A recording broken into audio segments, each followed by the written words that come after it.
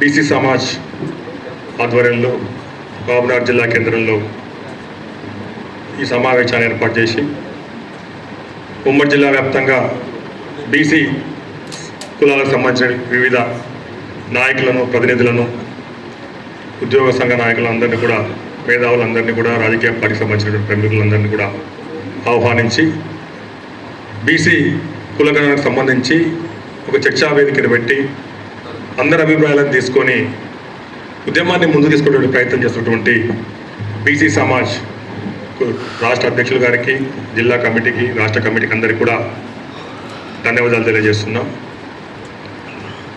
నా పేరు రమేష్ గౌడ్. ఈరోజు కారణం ఏదైనా కావచ్చు, దేశంలో ప్రధాన పార్టీలు ఈరోజు బీసీ అనే వాదాన్ని ఎత్తకుండా బీసీల ఓటును పరిగణలోకి తీసుకోకుండా బీసీ సమస్యను పక్కన పెట్టేటువంటి పరిస్థితి లేనటువంటి అనివార్యతలో అన్ని రాజకీయ పార్టీలు ఇవాళ బీసీ వాదాన్ని ఎత్తుకుంటున్నాయి. మనం చూస్తాం, నిన్న కూడా కేటీఆర్ గారు కూడా బీసీ కులగణన జరగాలి, బీసీలకు రిజర్వేషన్లు కావాలని చెప్పి మాట్లాడుతున్నారు. ఒక పార్టీ ఒకరిపైన ఒకరు దుమ్మెత్తుకొని పోసుకుంటున్నారు.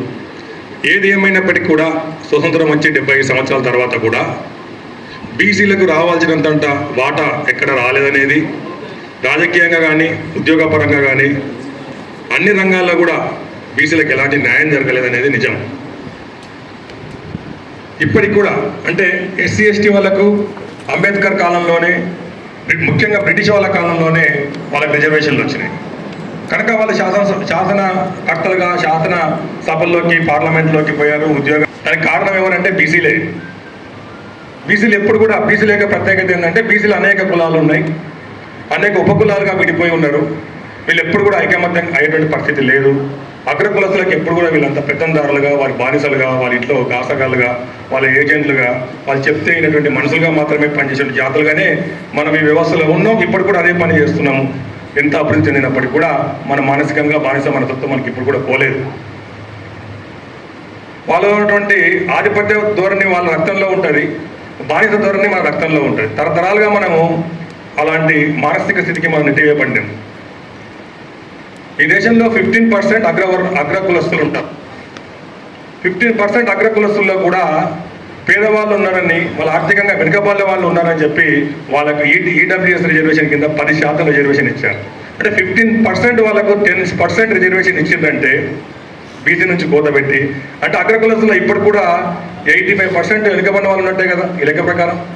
ఆ విధంగా గుర్తించిన ప్రభుత్వము ఈరోజు బీసీల లెక్కలు చెప్పండి, అసలు మేము ఎంతమంది ఉన్నాం, మేము 80-75 సంవత్సరాలుగా మేమేమైనా అభివృద్ధి చెందినామా, చట్టసభల్లో కానీ, ఉద్యోగాల్లో కానీ, ఉపాధి రంగాల్లో కానీ మేమేమైనా అభివృద్ధి చెందినామా, మా స్థితిగతులు ఏది తెలియదంటే ఏ రాజకీయ పార్టీ కూడా స్పష్టంగా ముందుకు వచ్చి చిత్తశుద్ధితో కులగణన చేయడానికి ముందుకు రావట్లేదు. మీరు అబ్జర్వ్ చేయండి. ఈరోజు అనివార్యంగా వాళ్ళకు తేనెతుట్టను కదిలించారు. తప్పకుండా ఇది దేశ యొక్క రాజకీయ సామాజిక ముఖ చిత్రాన్ని మార్చబోతుంది ఈ కులగణన.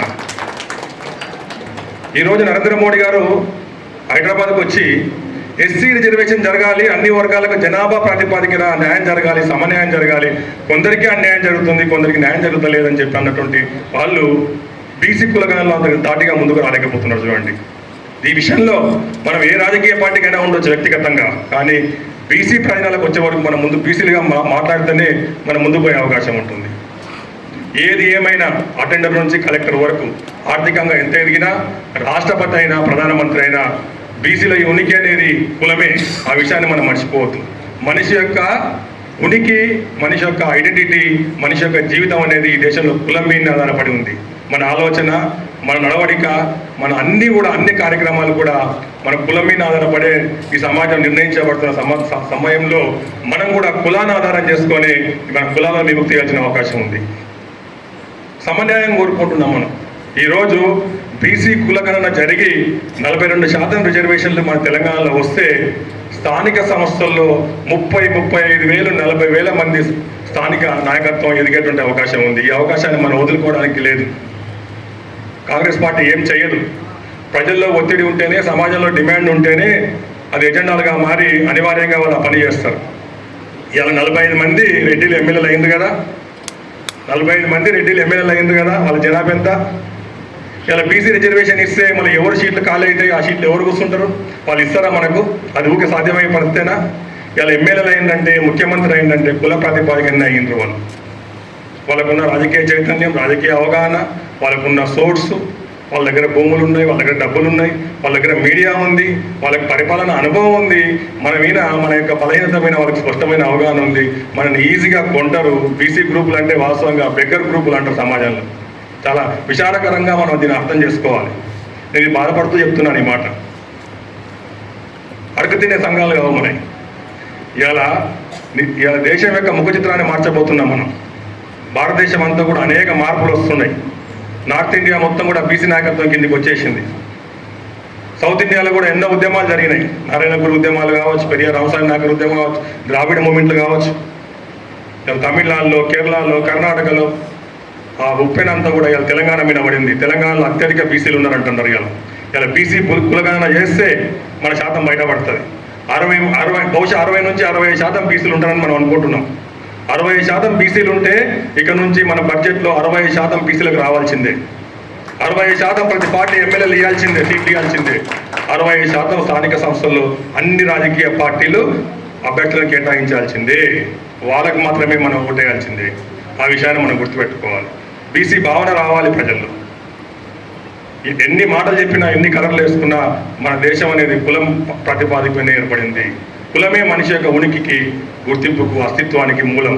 కనుక మన కులం పేరు మీదే మన యొక్క రాజకీయ, సామాజిక, ఆర్థిక, సాంఘికమైనటువంటి సమానత్వం కోసం పోరాటం చేయడానికి ముందరికి పోవాలి. చూడండి, వెలువ కులస్తులు ఎంత ఉన్నారు? 10 సంవత్సరాలు పరిపాలన చేసిండు. తెలంగాణ ఉద్యమంలో ఒక తరాన్ని వాడుకున్నారు. 1000 మంది బలిదానాలు చేసుకున్నారు. జయశంకర్ సార్ ఏ కులం? బీసీ కులం. కొండ లక్ష్మణ్ బాబుజీ లేకుంటే కేసీఆర్ ఎక్కడిది? ఆయన బీసీయే కదా. శ్రీకాంత్ చారి పెట్రోల్ పోసుకొని అంటించుకున్నాడు. అగ్రకులస్తులు ఎవరు కాలేదు, వీళ్ళంతా బీసీలే కదా. సిద్ధాంతం మనదే, త్యాగాలు మనవే. మన భోగాలు మనకు రాలేదు ఎందుకు? 10 సంవత్సరాలుగా ఏ ఒక్క బీసీ నాయకుడినన్నా, ఏ ఒక్క బీసీ ఎమ్మెల్యేలన్నా, ఏ ఒక్కరినన్నా పట్టించుకున్నా కేసీఆర్. వాళ్ళకి చాలా స్పష్టత ఉంది పరిపాలన విధానంలో, పరిపాలించడంలో. ఇలా రేవంత్ రెడ్డికి కూడా చాలా స్పష్టత ఉంది. వాళ్ళు ఆడే డ్రామాలో మనం అంతా కన్ఫ్యూజ్ అయిపోతుంటాం. రోజు ఒక డ్రామా ఆడుతుంటారు, ఏం జరగదు. వాళ్ళ అధికారాన్ని ప్రతిష్టం చేసుకోవడానికి పై నుంచి కింది వరకు ఏజెంట్ వ్యవస్థ నిర్మాణం చేసుకుంటున్నారు. గ్రామ స్థాయిలో వాళ్ళకు ఉన్నటువంటి పట్టే రాజకీయంగా వాళ్ళ ముఖ్యమంత్రులు కానీ, ఎమ్మెల్యేలు కానీ, మంత్రులు కానీ కారణం కనుక రాబోయే స్థానిక సంస్థల్లో 42% రిజర్వేషన్లు మనకు వస్తే, గ్రామ స్థాయిలో వార్డు మెంబర్ కా నుంచి మొదలు పెడితే మనకు మంత్రుల వరకు, ముఖ్యమంత్రుల వరకు కూడా బీసీలే కావాలన్న భావనను ప్రజల్లో తీసుకుపోవాల్సిన బాధ్యత ఉంటుంది. ఇన్ని రోజుల బీసీ ఉద్యమం ఒక ఎత్తైతే, ఇక్కడ నుంచి జరిగేటువంటి బీసీ ఉద్యమం అనేది చాలా క్రియాశీలంగా ఉంటుంది. కనుక ముఖ్యంగా బీసీలో ఒక 5-6 కులాలు, పెద్ద కులాలు, ఎక్కువ సంఖ్య ఉన్న కులాల నుంచి నాయకత్వం ముందు రావాలి. అందరినీ కలుపుకొని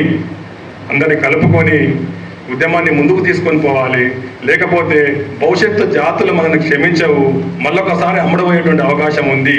అమ్ముడపోయిందంటే మన ఆర్థిక పరిస్థితులు, మన యొక్క వ్యక్తిగతమైన పరిస్థితులు, కుటుంబ పరిస్థితులు చాలా చిన్నగా ఉంటాయి కనుక మనం అనివార్యంగా రాజీపడేటువంటి పరిస్థితి వస్తుంది. కనుక మన గతంలో బీసీలో తెలంగాణ ఉద్యమాన్ని ఎంతమందిని ఎంచుకున్నప్పటికీ కూడా వాళ్ళు బీసీ సమాజానికి ప్రతినిధులుగా ఎప్పుడు కూడా పనిచేయలేదు. ఎందుకంటే ఆ లక్ష్యంతో వాళ్ళు రాలేదు కనుక. అంబేద్కర్ చెప్పినటువంటి ఒక మాట మనం గుర్తుపెట్టుకోవాలి. మన సమాజాల్లో ఎవరైనా నాయకుడిని ఏర్పాటుగా మనం ఎన్నుకున్నామంటే ఫస్ట్ ఆయన ట్రైన్ చేయాలి మనం అంటాడు. ట్రైన్ చేయకుండా, సిద్ధాంతపరమైనటువంటి శిక్షణ ఇవ్వకుండా ఒక నాయకుడిని మనం ఎన్నుకుంటే వాడు మన జాతులకే ద్రోహం చేస్తాడు, మన సమాజానికే నష్టం చేస్తాడనే విషయాన్ని మన తెలంగాణ ఉద్యమంలో ఎదిగినటువంటి బీసీ నాయకత్వాన్ని గుర్తుపెట్టుకుంటే భవిష్యత్తులో అటువంటి పొరపాటు మనం చేయకుండా జాగ్రత్త పడుతూ రాబోయే ఎన్నికలు ఏవైనప్పటికీ కూడా ఎన్ని బీసీ సంఘాలు ఉన్నప్పటికీ కూడా ఒక వేదికపైకి రావాలి.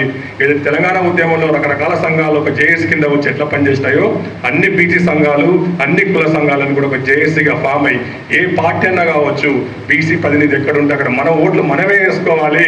వాళ్ళు ఎన్ని మభ్య పెట్టినా, తాపినా, తినిపించినా కూడా అమ్ముడవున్నటువంటి నాయకత్వాన్ని ఎస్టాబ్లిష్ చేసుకుంటే ఇక నుంచి తెలంగాణ అనేది దేశానికి ఒక బహుజన రాజ్యాన్ని స్థాపించడానికి ఈ కులగణన అనేది ఒక వేదికగా మార్చుకోవాలి. అంత సులువుగా కులగణన వచ్చేటువంటి అవకాశం లేదనే విషయాన్ని కూడా నేను మరొకసారి గుర్తు చేస్తూ ఈ అవకాశం ఇచ్చిన ధన్యవాదాలు తెలియజేస్తున్నాను. Thank you.